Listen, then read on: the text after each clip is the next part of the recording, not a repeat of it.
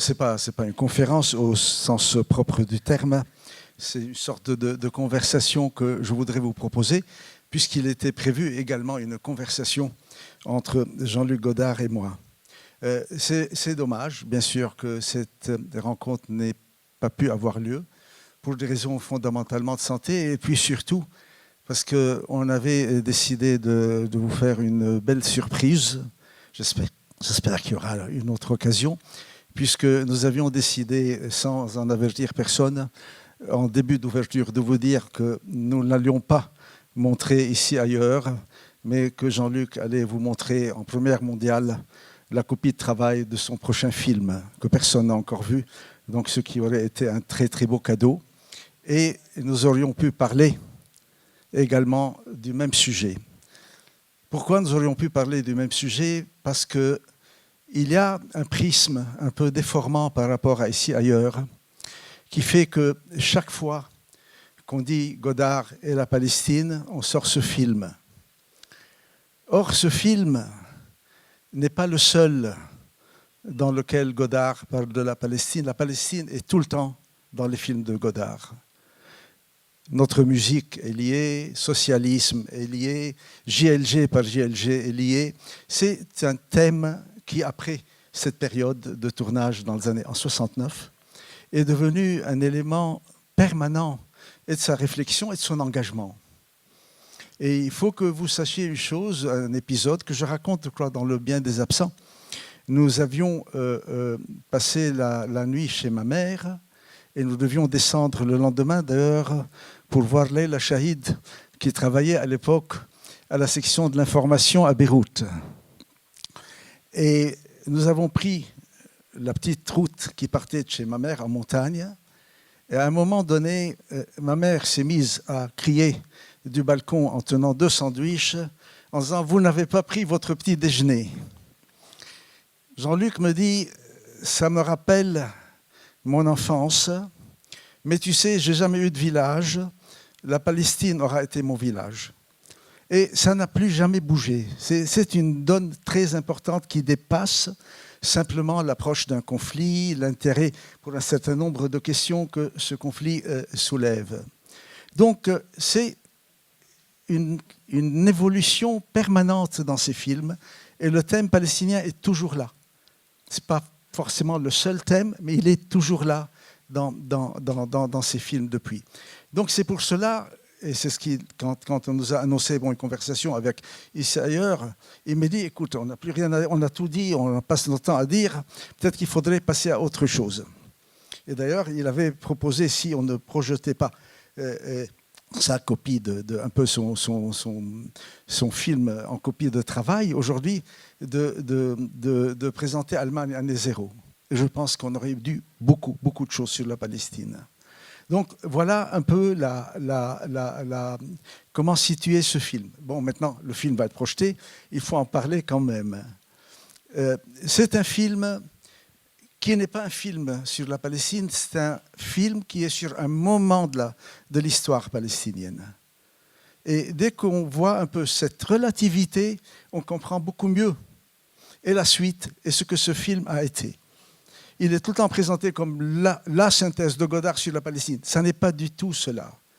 C'est un moment dans l'histoire palestinienne. Et ce moment, il faut en parler dans sa temporalité précise. Ça se passe en 69. Il y a, comme je le disais tout à l'heure pour ceux qui étaient là, il y a une atmosphère de cinéma militant un peu partout.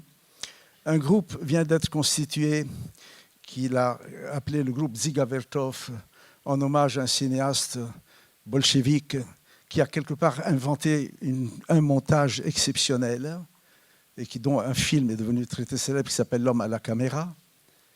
Et le film palestinien s'inscrit dans une série, un film qui s'appelait Vladimir et Rosa, un autre qui s'appelait Lutte en Italie, et ainsi de suite. Et à un moment, le contact est pris pour un film en Palestine. Donc voilà le moment. C'est un moment militant très particulier. C'est-à-dire que c'est un moment militant où l'approche est extrêmement théorique. C'est-à-dire qu'il y a une déformation et qui d'ailleurs va provoquer la crise après dans le travail. il y a une déformation qui est que nous commençons par établir la théorie, et puis nous allons voir comment fourrer le réel dans la théorie, au lieu d'aller au réel et de voir ce qu'on peut en tirer. C'est cela, et c'est ce qui va provoquer la crise, puisque entre les dernières images tournées dans les années 70 et la sortie du film, il se passera 4 ans. Donc, il y a un côté un peu formel dans l'approche, mais il était général. Et d'ailleurs, dans le petit extrait qui a été montré avec les archives, hein, on voit, quand Godard montre un schéma avec des X, des flèches, où il explique, nous savions, avant d'aller sur le terrain, tout ce que nous voulions filmer. Donc c'est un film presque qui a été comme une sorte de commande militante. Et c'est pour cela qu'il va y avoir un moment dans le film, je vous demanderai de bien le regarder, qui est une scène dans une bananerie, je crois. Là où a eu lieu cette bataille de Karamé, dont on a vu des documents. Nous étions descendus dans la plaine, un groupe de combattants venait de revenir des territoires palestiniens, ils avaient fait une opération pendant la nuit, et nous avions un schéma critique et autocritique, le bilan de l'opération, la critique, l'autocritique, et nous avions demandé à un cadre de se placer devant les combattants qui sont, vous verrez la scène, derrière lui, et de dire la critique et l'autocritique. Et on a filmé, on était très contents, on venait de boucher une case, il fallait remplir les cases. Et à ce moment-là, on ne réalisait pas du tout ce qui se passait à l'arrière-plan. Et moi, je m'en suis beaucoup voulu parce que lui ne pouvait pas réaliser ce qui se passait à l'arrière-plan, sauf qu'à l'arrière-plan, ça se passait en arabe. Et moi, j'étais supposé entendre. Et je n'ai pas entendu tellement j'étais sûr que le schéma était juste. Et quelques mois plus tard, pendant le montage, il est en train de monter avec lui, donc, rue du Maine, je me souviens, au rez-de-chaussée d'un immeuble. On passe la scène, l'officier est en train de faire des choses formidables, et à un moment, il a toujours eu des intuitions comme ça, il monte le son de l'arrière-plan. Et l'arrière-plan, il y a des propos d'une dureté incroyable contre l'officier qui parle, en disant, vous ne faites pas bien des travaux d'observation avant qu'on ne parte en opération. Les Israéliens nous attendent à chaque fois au même endroit. On a été mitraillés, d'une dureté incroyable. On avait tout d'un coup un réel dont nous avions couvert la voix, qu'on n'entendait pas. J'arrête de parler du film, vous allez le voir. Et quelques mois plus tard, donc nous sommes en septembre 70, je suis avec lui également à Amman, le reste de l'équipe est parti, et un chef nous dit qu'il veut nous voir, un chef, un combattant de la résistance, qui est un des trois, c'est incroyable le document qu'on a vu, qui est un des trois dirigeants assassinés dont on a vu les manchettes de journaux tout à l'heure. Nous arrivons chez lui, moi je traduisais donc, il me dit, dis à notre ami que je veux qu'il aille au Caire. Je lui ai dit qu'il aille au Caire faire quoi? Il m'a dit, on a une troupe folklorique, il faudrait qu'il aille la filmer. Je me suis dit, ça va être un drame. J'ai fait des traductions, Godard a tout de suite compris. Il m'a dit, qu'est-ce que c'est que ces conneries, il n'est pas question que j'aille, il s'est buté. J'ai également de nouveau fait des choses, des entourloupes pour calmer l'autre qui commençait à me regarder. Et au bout d'un moment, je lui ai dit, écoute, nous n'irons pas au Caire. Nous n'irons pas au Caire. Il a dit, bon, au revoir. Et il nous a laissés dans un hôtel. Plus personne ne nous a parlé pendant 4-5 jours. Au bout de 4-5 jours, je lui ai dit, écoute, Jean-Luc, on s'en va. On va aller dans le sud-Liban. Je connais des combattants là-bas, on travaillera là-bas. On a été, tout à fait, c'est à cause de ce bureaucrate qui s'est fait assassiner, le pauvre appelé, qui s'appelait Kamal Ardouane. Nous partons pour Beyrouth, et quelques jours plus tard commencent les massacres de septembre. Nous aurions pu être coincés dans les combats. Rentré à Paris, une crise commence, à cause des massacres de septembre et à cause de ce qui commence à se développer. Nous réalisons que nous ne pouvons plus dire ce que nous pensions qu'on allait pouvoir dire. Le film va changer de titre, il s'appelait Jusqu'à la victoire, il deviendra Ici ailleurs. Il se passera 3 à 4 ans de discussion et de débat, et le film devient, et c'est ce qui le rend très intéressant, à ce moment-là, le film devient un constat de la difficulté à filmer une révolution. Donc le film devient un constat d'une impuissance et de la difficulté, et c'est pour cela qu'il s'appelle Ici et ailleurs. Et le film, donc, verra le jour, il aura son histoire, mais ça, encore une fois, ça n'est pas un film sur la Palestine, c'est un film sur un moment de la Palestine. Et il en résultera une crise et une discussion, je pense, extrêmement intéressante par rapport au cinéma en général. Ça n'est plus la Palestine. La difficulté de filmer une révolution, c'est plus simplement une difficulté ou une question ou une interrogation strictement palestinienne. Vous verrez le film et vous verrez un peu le sentiment qu'il laissera en vous. Si j'ai parlé de tout cela, c'est quand même pour revenir à une chose fondamentale chez les Palestiniens. Et notamment les Palestiniens qui ont disparu, je dis bien disparu, en 1948. C'est-à-dire ceux qui ont été sortis de scène, ceux dont on a dit qu'ils n'avaient jamais existé, ceux qui, à un moment donné, vont devenir les habitants d'une forme d'invisibilité. Si j'insiste beaucoup sur l'invisibilité, c'est pour vous expliquer à quel point aujourd'hui il y a une véritable ivresse de production d'images.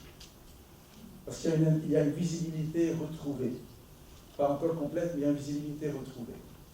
Et cette période est très importante, elle est différente de celle qui résultera de l'occupation de la Cisjordanie et de Gaza et de Jérusalem-Est en 1967, qui relève plus d'une occupation classique, entre guillemets, si vous voulez. En 1948, c'est une noyade, ça n'est pas une occupation, c'est une disparition. Et donc, on va entrer dans une phase où la Terre entière nous dira « vous n'existez pas », où nous devenons non seulement absents de chez nous, mais invisibles, puisque nous n'existons pas. Et cette invisibilité est une fabrication extrêmement intéressante et perverse. Et je voudrais vous dire un peu comment elle a été fabriquée à plusieurs niveaux, cette invisibilité. Bien sûr, les Palestiniens savaient qu'ils étaient visibles, les pays arabes qu'ils avaient acquis savaient qu'ils étaient visibles, mais ils étaient devenus invisibles et donc inaudibles, pas simplement invisibles, inaudibles aux oreilles de la planète. Et cela va durer assez longtemps. Et cela va être la clé fondamentale. Si un jour vous voulez définir tout le mouvement national palestinien, après la disparition, après la noyade en 1948, vous pourrez le définir en une phrase, c'est une lutte acharnée pour retrouver une visibilité. Elle va être très compliquée, cette visibilité, parce que vous commencez par être un peuple dont on dit qu'il n'a jamais existé, qu'on ne voit pas. Quand vous commencez à vous manifester, parce que vous voulez vous battre, vous êtes obligé, pour des raisons de sécurité, des raisons de clandestinité, de vous masquer. Et à ce moment, l'image de l'invisible va être remplacée par celle de l'homme à la kéfir, qui est également invisible. On ne le voit pas, on ne voit pas son visage. Et cette image de l'homme à la kéfir sera très vite après remplacée par l'image de la cagoule, le passe-montagne, du commando qui va assassiner des sportifs à Béique, n'est-ce pas, c'était Béique. Et donc on passera de l'invisible à l'homme masqué au terroriste invisible, qui est encore plus effrayant. Donc ça vous montre un peu à quel point ce chemin pour revenir vers une visibilité a été compliqué et difficile. Et toute l'histoire tient en cela. Et parenthèse très très courte, beaucoup de gens disaient en quoi Arafat est-il légitime. Arafat restera dans l'histoire pour les Palestiniens celui qui leur a ramené une visibilité, c'est tout. Et c'est énorme. Il n'y a pas beaucoup de peuples qui sont sortis de scène, qu'on n'a plus vu et qu'on a pu revoir après. Mais cette invisibilité a été une fabrication. Si j'insiste sur tous ces détails, qui peuvent sembler être des détails généraux sur la question palestinienne, c'est pour vous dire à quel point la question de la visibilité et de l'image sont devenues absolument vitales. Surtout que, et là je voudrais vous parler un peu du processus. Alors comment fait-on pour fabriquer une visibilité? Peu de gens savent qu'à la proclamation de l'État d'Israël, le premier acte de Ben-Gurion a été de constituer un comité qu'il a appelé, un comité soi-disant scientifique, qu'il a appelé le comité des noms, NOMS, et qu'il a chargé de changer la totalité des noms de ce que fut la Palestine, de renommer tout. Ça va des sentiers jusqu'au nom des localités, des cours d'eau, tout. En disant, il faut à tout prix renommer, et là, quand vous perdez votre nom, vous n'existez pas. Et vous voyez à quel point la perte, l'effacement du nom, et le postulat « il n'existe pas », se sont alimentés l'un l'autre. Bien sûr qu'ils n'existent pas puisqu'ils n'ont pas de nom. D'ailleurs, quand Golda Meir, qui est cité, mais qui est mal traduit dans le film palestinien, dit les Palestiniens ne sait pas ce que ça veut dire, ça n'existe pas, elle ne parle pas du peuple, elle parle même d'un nom, le nom palestinien. Et il y a eu donc cet effacement. Et puis il y a eu une sorte de hasard, mais l'histoire est très, très, très malicieuse parfois. Ils ont voulu faire très, très vite la première carte avec les nouveaux noms. Mais faute de budget, il y a eu une carte qui avait été faite par l'état-major britannique avec les noms arabes, les noms palestiniens des lieux.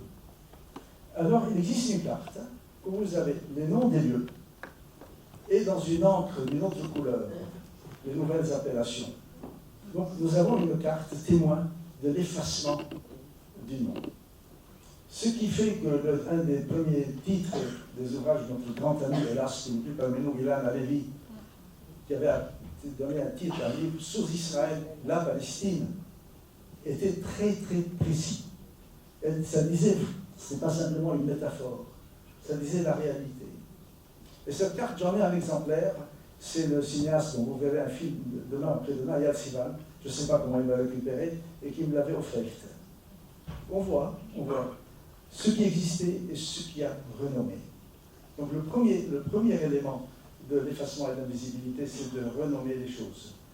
Vous comprendrez pourquoi, je vous fermerai très vite cette parenthèse, nous avons eu un drame absolument fou, il y a à peu près 2 mois à l'UNESCO, parce qu'on m'a accusé, en n'acceptant pas de donner des noms qu'Israël voulait donner à l'esclave des mosquées, d'être en train de nier l'attachement de la religion juive au lieu, ce qui est très, très loin d'être le cas, et ni de mes convictions, ni de mes sentiments. La deuxième chose, c'est l'obsession de la trace. Comment effacer la trace? Vous savez qu'il y a eu des dizaines, et même des centaines de localités qui ont été rasées en 1948. Non seulement renommées, mais rasées.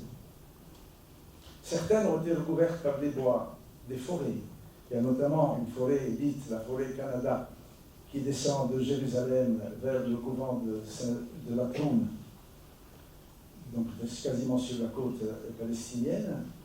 On l'appelle forêt Canada parce qu'une fois que les villages avaient tous été rasés, le Canada avait offert une quantité industrielle d'arbres, avec quand même une chose qui est fantastique, qu'on trouve beaucoup dans les récits indiens, c'est qu'ils ont offert des arbres qui n'étaient pas du lieu. Ils ont offert des arbres canadiens. Et cette forêt est très étrange. Elle ne ressemble pas à la végétation de la Méditerranée. Et surtout, quand il pleut, vous avez les traces des murs des maisons, parce que la boue est évacuée un peu par l'eau qui réémerge, et on revoit des traces. Et puis il y a un arbre extrêmement têtu et magnifique, qui est le grenadier. On a beau le couper, il y a des grenadiers qui repointent la tête entre ces arbres qui viennent du Canada. Et il y a d'ailleurs un épisode avec un général qui a été un redoutable politique, qui était Dayan. Il y a au début des années 50 une réunion qui se tient dans un institut qui s'appelle le Technion, qui est l'équivalent polytechnique à Haïfa, et où les étudiants du Technion viennent chez Dayan pour lui dire que ça ne va pas du tout, ça ne va pas du tout, il reste trop de traces. Et Dayan, qui était un politicien redoutable mais très cynique, leur dit, vous n'aurez pas compris que si vous êtes là, c'est parce qu'ils n'y sont plus. Il y a cette idée, cette obsession de la trace. Comment effacer, comment... Et ça montre que malgré tout ce qui se passe, ce lieu n'a pas été encore complètement pris. Parce que le lieu tient tête. Mais ça, c'est toute notre histoire. Je pense que la Terre est obstinée. Et qu'elle réagit aussi, mais bon, ça, on entre dans un autre registre. La troisième façon d'effacer,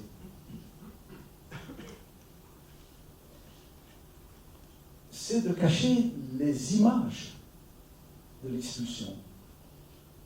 On a très peu d'images. Très peu d'images. Ou bien il y en a beaucoup, mais qu'on voit très difficilement. Par exemple, il y a eu une incroyable surprise, je crois que c'était en 88, pour le 40e anniversaire, je crois, d'Israël, de la fondation d'Israël.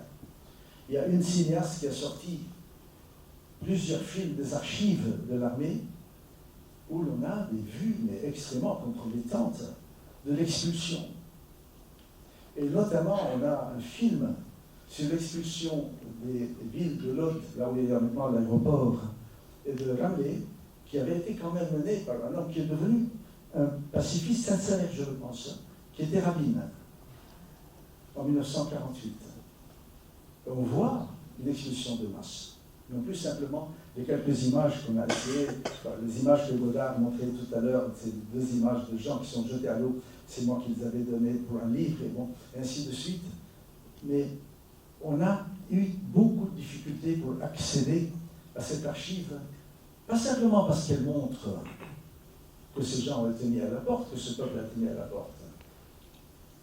Elle montre qu'ils ont existé, pas simplement qu'on les a mis dehors, qu'on a mis dehors des gens qui existaient, qui étaient visibles. Et puis il y a eu la conjoncture.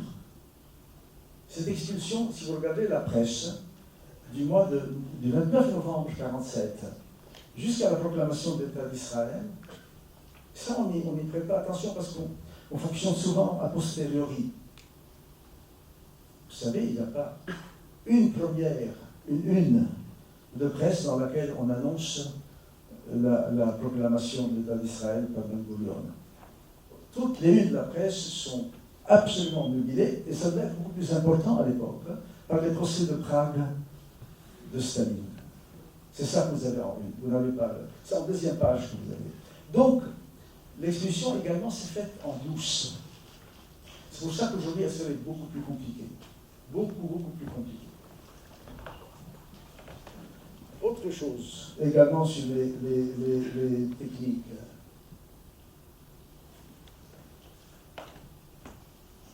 Peut-être la chose la plus terrible, et qui même peut parfois faire sourire, c'est un mécanisme de récit qui est parvenu à faire admettre quasiment à la planète entière qu'en Palestine, les occupés persécutent les occupants. Regardez bien, écoutez bien ce que vous entendez, il n'y a que ça tout le temps. En Palestine, qui est un pays unique, les occupés persécutent l'occupant. Ce qui fait que l'occupant est tout à la fois occupant et victime. Et donc, même quand il occupe, il ne fait que se défendre. Parce que les victimes ont un droit légitime à se défendre. C'est une perversion absolue. Et souvent, dans des... Parce que bon, on a des contacts avec... On a des amis israéliens, on a des camarades israéliens. Mais souvent avec des citoyens. Nous sentions une tension quand quelqu'un disait que nous étions victimes. Et je me souviens 2 fois avec Mahmoud Darwish, avec un très grand écrivain israélien. Nous leur avons dit, tu sais, tu veux prendre le statut de victime, on te le donne. On n'aime pas être victime, mais on échange. Tu nous donnes ta normalité quotidienne, on te donne la victime. Prends le statut de victime. Cette chose a énormément joué également.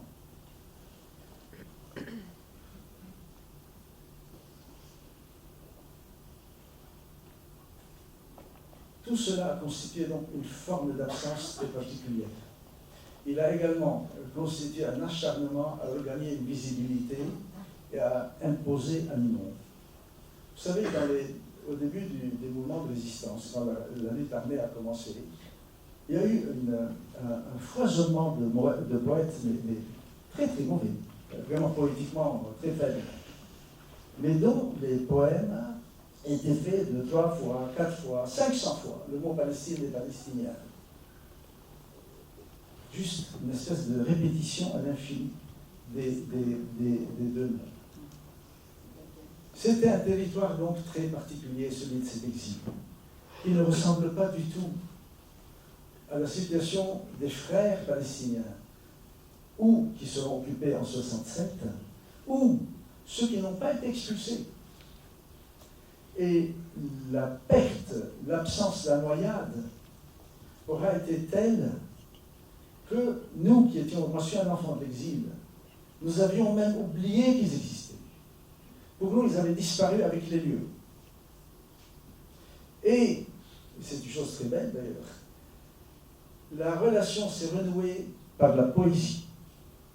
Les premiers échos qu'on a commencé à revenir à entendre de ce continent perdu, pour nous, noyé, disparu, avec le reste, c'était les poèmes qui nous arrivaient de l'intérieur. Et donc, c'est la langue qui a refait le lien. C'est ni l'identité, ni le passeport, ni la conjoncture, la langue arabe. Et un jour, je me souviens où j'étais avec Émile Habibi, qui est un magnifique causateur qui est décédé, et qui était un grand dirigeant communiste de l'intérieur. Après m'avoir fait une description, c'était pour la revue d'études palestinienne, absolument stratégique, planétaire, de tout ce que le PC palestino-israélien avait fait, etc. Et puis à un moment, il m'a dit, écoute, tu veux savoir ce que nous avons fait? Je lui ai dit, oui, parle, ça fait 2 heures que tu parles et que tu siffles du cognac. Et il m'a dit, nous avons sauvé la langue arabe. Nous avons sauvé la langue arabe, en Palestine, pas en général. La langue a été une planche de sauvetage fabuleuse, et surtout portée par des voix telles celles de Mahmoud Darwish et d'autres. Voilà ce qui s'est passé par rapport à ceux qui étaient là. Et même l'injustice terrible. Certains, quand ces Palestiniens oubliés, disparus avec la terre en 1948, ont commencé à se manifester. Certains les ont même accusés de trahison parce qu'ils n'étaient pas partis. Imaginez à quel point, dans le malheur, les gens se punissent eux-mêmes. C'est une façon de se punir de dire ça. Et il y a eu une phase où c'était même louche. Ah bon, pourquoi ne sont-ils pas? Pourquoi n'ont-ils pas été chassés comme nous? Qui sait s'ils n'ont pas traficoté avec Ben Gurion? Alors qu'ils avaient été tout simplement, l'expulsion s'est en fait très très vite, en très peu de temps. C'est des lieux où il n'y avait pas eu le temps d'expulser. Voilà un peu comment s'est constituée cette absence. De tout cela, donc, est né un territoire. Un territoire qui n'est plus en Palestine, mais qui n'est pas pour autant dans son retour. C'est un territoire de l'entre-deux, avec un rapport très particulier au temps et à la durée. Là encore, on revient sur les images, parce que les images sont faites de temps et de durée. C'est un rapport qui vous expliquera à quel point, on en a vu quelques exemples, à quel point nous avons négligé nos archives. L'idée d'une accumulation dans le temps était extrêmement, pas étrangère, mais particulière. Pourquoi? Parce que nous étions dans l'entretemps en permanence entre deux choses. Une perte et des retrouvailles. Nous n'étions plus totalement dans la perte, puisqu'on se battait, nous n'étions pas encore dans les retrouvailles. C'est aujourd'hui la situation, ça continue.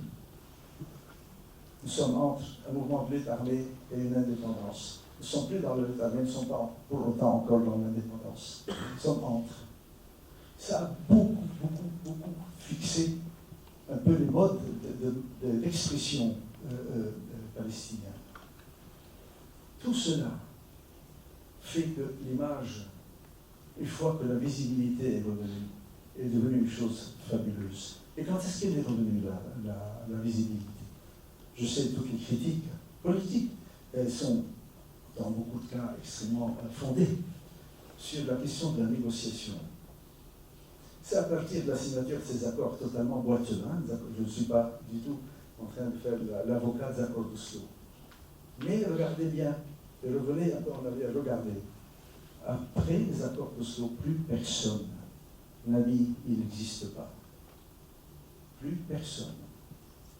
Certains disent qu'ils sont infréquentables, d'autres disent qu'ils sont dégoûtants, tout ce que vous voulez, mais ils n'existent pas, ça n'existe plus. Donc, nous avons réussi, à des prix de sacrifice très lourds, à revenir et à devenir visible de nouveau sur la scène. Le visage est visible.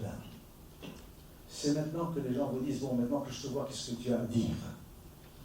Et on est entré dans un autre défi. Peut-être qu'on ne dit pas encore des choses très bien. Mais la surdité est finie. Arafat a eu sa légitimité là. Tout le reste, c'est du détail. Il n'y a pas beaucoup de peuples, il n'y a pas beaucoup de peuples qui sont revenus de l'absence. Et ça, il faut le reconnaître. On verra dans le temps. Maintenant, les accords, vous savez, les accords, les traités, ça va, ça vient, des régimes tombent, des États disparaissent, mais nous sommes visibles, plus personne ne peut dire que nous ne sommes pas là. Et c'est ce qui nous explique, à tous les niveaux, pas simplement au niveau de l'image, le foisonnement aujourd'hui de création. Ce qui nous explique aussi, ça, c'est une grande fierté, le nombre de femmes dans la création. Ce qui nous explique aussi qu'il y a un matériau romanesque que vous ne pouvez pas imaginer dans les récits d'exil. Il n'y a quasiment pas de roman sur l'expulsion. Il n'y a pas de roman sur l'expulsion pour deux raisons très terribles. Mais ça, c'est universel, ce n'est pas une question palestinienne. Les victimes sont toujours victimes deux fois. Une fois parce qu'elles subissent, et une autre fois parce qu'elles ont honte de l'avoir subi. Alors elles ne parlent pas. J'ai été extrêmement ému quand on a commencé à publier des éléments sur l'arrivée des rescapés des camps nazis à Paris. Ils ne parlaient pas. Ce n'était pas simplement un traumatisme. Bien sûr qu'il y a un traumatisme terrifiant. On est honteux d'être victime. Et comme par hasard, c'est avec des gens qui rentrent, après quand même 40, 50 ans d'expulsion, qu'on commence à avoir de la prose, qu'une fois qu'ils sont de retour, ils racontent comment ils sont sortis. Tant qu'ils étaient dehors, ils n'ont pas raconté comment ils étaient sortis. Seule la poésie a porté.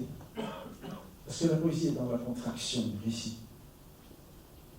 Et nous sommes aujourd'hui dans cette phase. Nous sommes encore dans un intermédiaire, mais un intermédiaire dans lequel nous sommes visibles. Et juste pour terminer, avant qu'on nous discute, si vous voulez discuter, nous avons, il y a une semaine, fait le vernissage d'un projet que j'ai lancé dans le cadre de mon travail à l'UNESCO, qui est la constitution du noyau de la collection du futur musée national d'art moderne et contemporain de la Palestine. Nous avons eu des dons magnifiques et ça continue. C'est un très très beau projet. Et il est basé sur une règle très simple qui a d'ailleurs été inventée pour l'Afrique du Sud en période d'apartheid, qui est que chaque artiste solidaire nous donne une œuvre. Nous avons eu vraiment les plus grands. Et là, nous avons maintenant élargi l'appel à l'extérieur de la France. Donc jusque-là, c'était des œuvres pas simplement françaises, mais d'artistes, même pas français, mais travaillant en France. Et ça continue. Donc on a fait cette exposition à l'Institut du monde arabe. Et il y avait des cartels, donc avec les noms, le nom de la toile, huile, aquarelle, le nom du peintre, l'année, ainsi de suite. Et sous tout cela, il y avait juste une phrase. Collection du Musée national d'art moderne et contemporain. Les gosses, C'est que la génération de nos enfants était presque en larmes en venant me dire, tu sais ce qu'on a aimé le plus dans les tableaux? Je pensais qu'ils allaient me parler de peinture. Je me disais, non, non. Qu'est-ce qu'on était heureux de lire ça? C'est une visibilité. C'est pas simplement le fait que la Palestine a une collection. Donc voilà aujourd'hui une des clés, à mon avis, pour dire à quel point les images, et pas que les images, sont fondamentales. Parce que nous avons été frustrés de ne pas montrer nos traits, nos figures. Et vous savez, la figure, j'avais fait tout un travail sur ce terme. La figure, ce n'est pas seulement le visage. La figure peut être une figure de danse. La figure peut être une figure géométrique. La figure peut être le nom d'une carte. Vous savez, les cartes géographiques ont commencé par s'appeler les figures de la Terre. Elles, bien entendu, peuvent être une figure. Elles peuvent être une figure de style. Donc vous voyez tout ce que ça recèle, que nous puissions être redevenus visibles. Voilà, je m'arrête. Merci.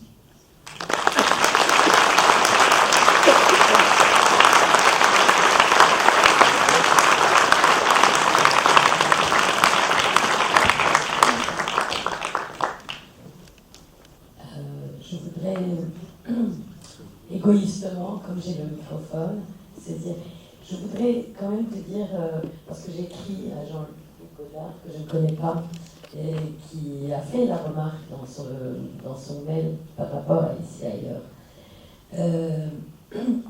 Parfois, on oublie la vie des films, la vie du film. Et Ici ailleurs n'a pas été montré, ou ne figure pas pour plusieurs générations en Palestine, au Liban et en Syrie. En 1974, les Cahiers du cinéma, avec le Ciné-Club de Damas, qui était fondé par Omar Amelalaï, ont organisé un festival. Les Cahiers proposaient 4 films et le Ciné-Club de Damas 4 films. Et Serge Danet avait choisi Ici ailleurs. Et ce film a été interdit d'être projeté à Damas. Et donc Serge Danet s'est mis sur scène et a raconté le film scène par scène. Et depuis, l'histoire de ce film dans notre région a été une histoire très compliquée. Le film n'a pas circulé. Et je sais que moi et beaucoup des artistes plasticiens et réalisateurs qui sont dans ce programme ont découvert ce film quand il est sorti en DVD. Donc très récemment, ou plutôt récemment, ou même en cassette VHS. C'est véritablement un film sur la puissance. Et nous qui avons hérité d'un monde défait, de femmes et d'hommes cassés, humiliés. Surtout, je parle au Liban après 1982, j'avais 13 ans. Je n'ai pas compris ce qui s'est passé avec mon père et ma mère. Mais je sais que quelque chose de très grave a eu lieu et d'irréparable. Et ce film-là m'a permis de trouver un langage ou la possibilité d'un langage pour m'écrire, me raconter et d'avoir un rapport avec le réel. Et avec plein d'artistes. Pour nous, c'est une référence. Donc, on avait proposé ce film dans cette programmation parce que c'est les Frères Lumière, c'est le début d'une histoire et pour une génération, ce film-là a été un... Je sais que vous êtes fatigué d'en parler, mais c'est... Non, pas du tout, j'en ai parlé. Je ne suis pas fatigué du tout. Non. Mais ce qui aurait été bien, mais ce n'est pas un reproche, c'est une suggestion, ça aurait été de montrer ce film et d'autres pour montrer comment, selon certains moments, la Palestine est présente. C'est tout. Elle est incroyablement, dans notre musique, elle est incroyablement présente. Il y a le poème de l'homme rouge de Mahmoud. Mahmoud est interviewé, on voit les sioux sur le pont de Mostar. C'est un film magnifique. Mais elle est toute dans GLG, à un moment, qui est une sorte de Qui suis-je, Jean-Luc Godard, par Jean-Luc Godard. Il y a 2 passages incroyables sur toujours cette question. Non, non, bien sûr qu'il faut continuer à montrer. C'est pas du tout un reniement. Mais c'est juste, et ça me tient vraiment à cœur de dire, c'est un moment. Bien sûr. Et par rapport un peu à la tristesse de tes parents, vous savez, on ne nous lâche jamais. Quand les combattants ont été évacués de Beyrouth, les forces, la marine américaine a donné l'autorisation à la Grèce d'envoyer 2 bateaux sur lesquels ont été chargés les combattants, Arafat et ses cadres, et également pas mal de journalistes qu'il fallait évacuer parce qu'ils étaient en danger. Personne ne s'est soucié de savoir quel était le nom de ces 2 bateaux qu'on nous a réservés. L'un s'appelait l'Odyssée et l'autre l'Atlantide. Et ne croyez pas que ça a été un coup de hasard comme ça, 2 bateaux qui tout d'un coup surgissent. C'est la disparition, encore une fois. Ça, tout le temps, c'est l'obsession de... Et est-ce que, ah bon, ils sont encore là? Et je pense que c'est là que se trouve la clé du souffle du peuple de Palestine. On est là. On ne sortira pas de scène. Qu'on nous fasse tout ce qu'on veut, on ne sortira pas de scène. Et on ne sortira pas par une longue patience. Et c'est une forme de résistance, je pense, que personne ne peut bloquer. Cette question du souffle. Ce conflit, bon, tout le monde... C'est hallucinant, par exemple, quand vous avez des débats, il y a à chaque fois une date de départ. Mais elles sont toutes vraies. Sauf qu'il n'y a pas eu de date de départ. Parfois, on vous dira, depuis 67, 50 ans d'occupation. Après, on vous dit, mais non, c'est pas 67, c'est 48. Et puis d'autres diront, mais non, c'est 36, la grande révolte dans les maquis, dans les montagnes. Mais non, c'est 1917 avec Balfour. Et ainsi de suite. C'est un conflit qui a quand même plus d'un siècle. Et ce peuple qui tient tête est un petit peuple. C'est un petit peuple. Et dans le film que vous avez fait avec Simone, Mahmoud dit à un moment une chose très très belle, mais tellement vraie. Il fait un peu l'article dans une voiture, mais c'est ce qu'on entend toujours, la Palestine, la terre des mythes, des grandes religions, la terre des cultures, etc. Et puis après, il se ressaisit, c'est magnifique. Et il sait que c'est pas ça. C'est ça, mais c'est pas ça l'essentiel. Et il se met à répéter, c'est un pays simple. C'est le pays des gens simples. Et je crois que c'est notre force. C'est le pays des gens simples, tout simplement. Et tout ça est très très important. Ce film a été extrêmement important. Il a été extrêmement important parce que le moment où il est arrivé, et quand même un moment après, avec les massacres en septembre 70, et ça nous arrive souvent, et puis après ça repart, où beaucoup d'entre nous se disent c'est peut-être fini. Cette fois c'est peut-être fini. Et ça n'est pas fini, et ça repart. Et c'est vrai que ce film, la crise, est venue de ça. Tout d'un coup on s'est dit, mais qu'est-ce qu'on raconte? Qu'est-ce qu'on raconte? Tu vois, et je pense qu'il est sûr qu'il faut regarder. Je connais des personnes qui disent qu'il a un peu marqué leur vocation pour faire des films. Et c'est un film très important, mais je pense qu'il faut l'inscrire. C'est tout. Il y a 2 micros dans la salle si les gens veulent poser des questions.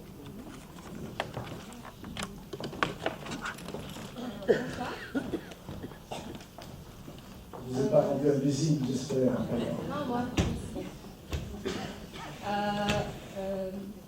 En fait, c'est une question sur la culture palestinienne, l'identité culturelle palestinienne. On a vu, moi j'ai vu dans un article écrit par Kejman, qui s'appelle La culture, qui a été publié dans Le Monde en 1991. Il dit que la culture, ils naissent, ils vieillissent et ils meurent. Et on voit aussi que les Israéliens, ils essayent de supprimer la culture palestinienne. Ils essayent de dominer sur la culture palestinienne. Est-ce que dans les années suivantes, on va voir la disparition de la culture, l'identité culturelle palestinienne, ou l'industrie culturelle palestinienne va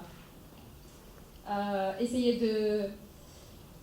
de montrer, de mettre sur la carte la Palestine encore une fois? Merci. Je ne vois pas ce qui vous inquiète, mais on va répondre comme si c'était inquiétant. Tout d'abord, il faut que nous, Palestiniens, sachions une chose. La culture palestinienne est une culture arabe. Il faut arrêter avec ces histoires qu'il y a la culture palestinienne, la culture beyrouthine, ça n'existe pas. Nous sommes, la culture se fait dans une langue, nous avons un classicisme commun, une musique commune, des cuisines communes, des traditions communes. Nous sommes une culture arabe de Palestine, non pas une culture palestinienne. Les cultures n'ont pas de passeport. Nous sommes une culture arabe, ce qui nous détermine, c'est notre langue. Elle nous a sauvés. Pour ce qui est de l'avenir culturel, l'expression en Palestine, je prends toujours l'exemple de cette qualification qui disait toujours Mahmoud Darwish, poète palestinien. Ce n'est pas un poète palestinien, c'est un poète de Palestine. Il n'y a pas de poète palestinien, il n'y a pas de poète grec, il y a un poète de Grèce, il y a un poète d'Italie. Les poètes ont un terreau. Le terreau est palestinien, bien entendu. Ils sont poètes tout court. Et donc la culture est avant tout l'expression de la vigueur de la langue dans laquelle nous travaillons. La créativité est soumise également aux formes.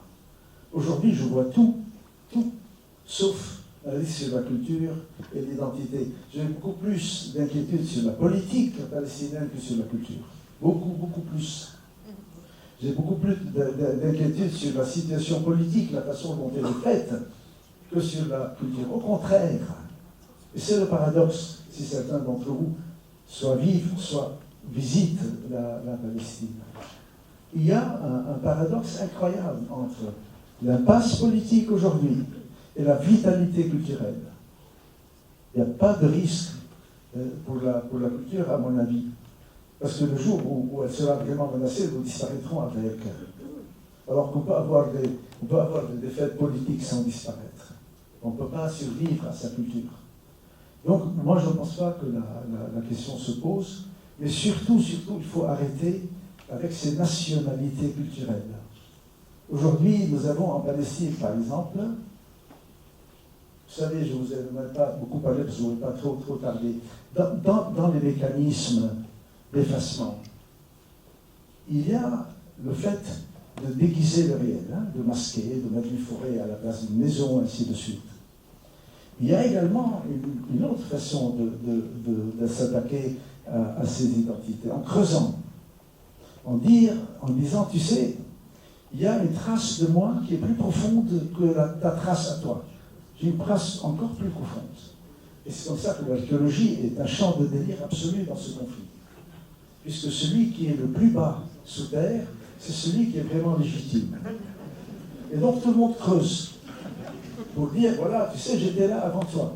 Alors on a des paradoxes très drôles, parce que, par exemple, si cette règle était vraie, si, quand vous avez une trace, ça veut dire que vous avez une souveraineté, à ce moment, il faudrait non seulement demander les deux États, mais échanger. Parce que c'est en Cisjordanie qu'il y a le plus de traces hébraïques, et c'est dans l'actuel Israël qu'il y a le plus de traces cananéennes. Alors si vous voulez qu'on applique la règle, on va échanger là où chacun aille à ses traces. Ce qui est d'un ridicule absolu. Mais il y a eu un délire palestinien également, disant, ah oui, ils sont anciens, mais nous sommes beaucoup plus anciens. Et c'est comme ça que j'ai vu, publié par des Palestiniens, des livres qui disaient la cuisine palestinienne il y a 5000 ans. Et c'est des inventions, c'est du délire historique. Il faut bien voir que tout est dans des continuités, bien entendu. Que nous sommes là, bien entendu. Que nous avons été là depuis la nuit des temps, bien entendu. Mais nous ne sommes pas en train de revenir chez nous. Cette histoire du nous venons chez nous, nous ne revenons pas. Nous ne revenons pas. Et il y a, mais à cause ça, c'est à cause des défis, avec l'occupation, avec toute l'idéologie, certaine idéologie qui est très forte en Israël, qu'il y a une sorte de course pour savoir qui est plus vieux, qui est plus profond dans les strates archéologiques et autres. Et il faut vraiment se dégager de cela. Pour se dégager de cela, il y a le fait que la culture n'a pas de passeport. Elle a une langue. Et c'est une identité, l'identité d'une langue. Mais elle n'est pas chauvine, elle n'est pas nationale, la culture. C'est fondamental, je crois, mais bon, beaucoup pensent qu'elle doit être nationale. C'est une autre histoire. Bonsoir. Bonsoir tout le monde. En fait, j'ai une question dont je cherche toujours la réponse concernant Palestine. Nous, on a étudié dans l'histoire que toujours il y a les tentatives illégales que faisait ce qu'on appelle aujourd'hui Israël pour amener tous les juifs du monde pour un seul but, c'est de créer un État juif en Palestine. Alors, moi, ça m'intéresse beaucoup comment ils réfléchissent et que leur but, c'est de créer un État juif tout en laissant tomber la nationalité. Ils se concentrent beaucoup sur la religion. De cette porte-là, je me demande, est-ce que vous m'entendez? Donc, de ce point de vue, selon vous, la cause palestinienne est une problématique patriotique ou religieuse? Je vais commencer par vous raconter une blague. Après, je vous répondrai. Il y a un arabe à qui on vient d'inventer un ordinateur fabulissime. Tu peux lui poser toutes les questions absolument incroyables. Et il te répondra. Et il fait la queue. Il y a d'autres personnes qui viennent d'autres pays. Il pose des questions très très compliquées, l'ordinateur répond. Puis l'arabe arrive et il dit à l'ordinateur quoi de neuf. L'ordinateur se met à fumer et explose. C'est une question très difficile que vous posez. Mais je vais essayer de vous répondre. Vous commencez, il n'y a pas de c'est très long à répondre. Parce que il n'y a pas d'État qui soit ou religieux ou politique. Ça n'existe pas. Si on parle de la réalité, en fait, aujourd'hui, Israël, elle regroupe tous les juifs du monde. Alors, soit que ce soit marocain, que ce soit de la France, ou de partout, il y a toujours depuis l'époque, il y a toujours des tentatives illégales, et c'est toujours illégal jusqu'à ce moment-là, et pour juste que ça soit juste juif. Alors en Palestine, il y a que des juifs. Alors si on parle maintenant, pourquoi on dit c'est juste les Palestiniens? Par contre, la Palestine est une terre sainte qui dit toujours la bienvenue pour toutes les religions. Alors ça, c'est la tolérance pour la Palestine. Alors je ne peux pas dire pour mon ami qui est chrétien, n'entre pas la Palestine, c'est parce que c'est la Palestinien, et qu'il soit égyptien, qu'il soit de n'importe quel pays, mais parce que c'est une terre sainte. Donc pourquoi il n'y a que les juifs là? Pourtant, on dit toujours c'est la Palestine, c'est pour les Palestiniens. C'est ça ma question, parce que la réalité, il n'y a que des juifs. C'est ça ma question. Donc si j'ai venu et une... J'ai compris. Commencez. Israël est un pays qui dit je dois être le lieu où se regrouperont tous les juifs de la planète, parce que c'est ça le discours, vu toutes les persécutions qu'ils ont subies, ils sont un peuple, c'est pas seulement une religion, c'est ce que dit Israël. C'est la théorie fondamentale. À ce titre, ils ont le droit de vivre en tant que tel, comme un peuple, pas seulement comme une religion, et aussi qu'ils aient le droit d'être un peu à l'abri. Au départ, le projet est un projet d'un havre, Malja, en arabe. un endroit où ils sont à l'abri. L'histoire est passée. Et l'histoire est passée qui est, comme toujours, extrêmement maligne.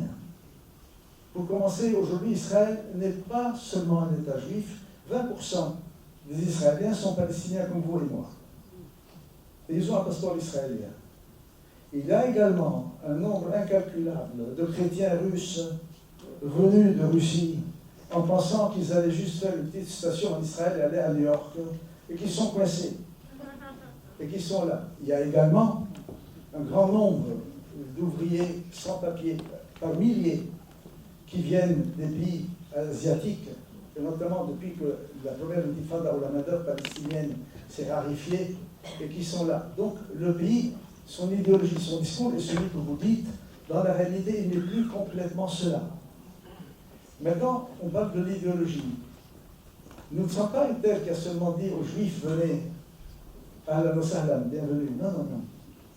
Nous sommes une terre dans laquelle il y avait des Palestiniens juifs, je donne dans l'ordre d'apparition, des Palestiniens chrétiens et ensuite des Palestiniens musulmans. Cette terre, elle est multiple.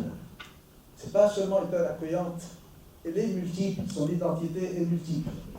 Sa souffrance vient du fait qu'elle a été attaquée par un projet qui était un projet d'une seule couleur. Une seule couleur. Comme on dit, une polychrome, vous voyez, la polychromie, c'est beaucoup de couleurs. Et la monochromie, c'est une seule couleur. Nous sommes un projet polychrome qui a été attaqué par un projet monochrome. C'est l'essence de l'histoire. Et le jour où nous deviendrons monochromes pour nous battre contre l'autre projet monochrome, nous n'existerons plus, nous aurons perdu notre identité. C'est fondamentalement cela, la Palestine. Aujourd'hui, nous sommes menacés là. C'est une des menaces. Elle ne vient pas de l'occupant. Elle vient de chez nous. Si nous devenons uniquement... Moi, j'ai fait beaucoup de débats en Palestine, vous pouvez imaginer. Une chose tout à fait nouvelle. Quand je disais « Palestine Arabia », la Palestine est arabe, c'est nouveau. Une partie de la salle hurlait « Palestine Islamia », la Palestine est islamique. Si ça s'installe, nous aurons perdu une identité millénaire. Nous sommes un pays pluriel.